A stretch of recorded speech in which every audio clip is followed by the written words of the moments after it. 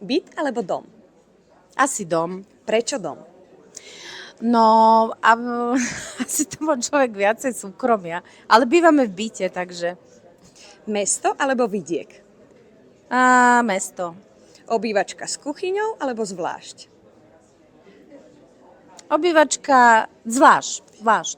Baňa alebo sprcha? Váňa. Závesy alebo žalúzie? Závesy. Prečo?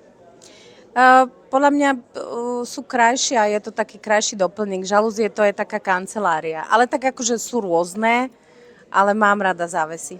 Koberec alebo parkety? Aj parkety, aj koberec. Koľkokrát ste sa vo vašom živote sťahovali? Asi 5. A ak by ste mali teraz popísať svoju domácnosť, tak aká je? Naša. A aké tam dominujú farby?